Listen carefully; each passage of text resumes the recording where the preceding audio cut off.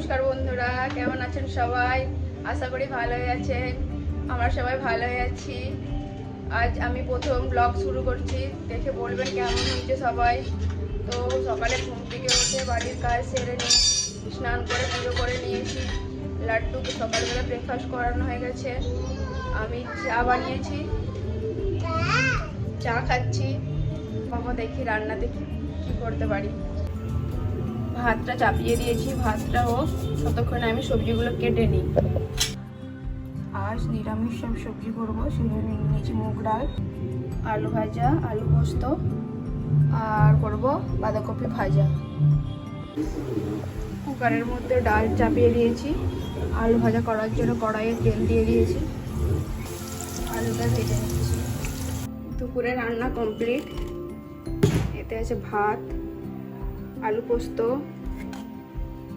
বাঁধাকপি ভাজা, আলু ভাজা, ডাল। লাড্ডুকে এবার খেতে দেবো। লাড্ডু বসে আছে স্নান টান করে। লাড্ডু হেলা করো। লাড্ডুর শরীরটা ভালো নেই, সেজন্য এখন কিছু বলছে না, আমার গান করছে। তো আমরাও খেতে বসে পড়েছি। লাড্ডু খাওয়া হয়ে গেছে। ছাদে এসেছি আমি। আজকে ওয়েদারটা কত সুন্দর, মেঘলা মেঘলা। দেখুন বন্ধুরা, কাল থেকে নবরাত্রি স্টার্ট হচ্ছে, সেই জন্য লাড্ডুর বাবা লাইটগুলো সব লাগিয়ে দিয়েছে। মহারাষ্ট্রের লোকজন বড় করে ধুমধাম করে নবরাত্রি পালন করে। লাড্ডুকে নিয়ে আমি ছাদে এলাম। লাড্ডু কি করছে দেখুন বন্ধুরা, জল নিয়ে গাছে দেওয়ার চেষ্টা করছে। বাস একটা পাইপ পেয়ে গেল, ওটাকে নিয়ে এখন খেলবে। কাল থেকে নবরাত্রি স্টার্ট হচ্ছে, সেটা আপনাদেরকে বললাম। সেরকম মাথা নিয়ে যাচ্ছে দেখুন। সন্ধ্যা হয়ে গেছে, ঠাকুরকে ধূপ দেখিয়ে দিয়েছি। তখন ভিডিও করতে পারিনি, কারণ বাইরে প্রচণ্ড আওয়াজ হচ্ছিল। দেবী নিয়ে যাচ্ছে, কালকে তো দেবীর প্রথম দিন, সবাই দেবী বসাবে, সেই জন্য। সন্ধ্যাবেলা একটু চা বানাচ্ছি, সেই জন্য দুধটা চাপিয়ে দিলাম, দিয়ে দিচ্ছি চিনি।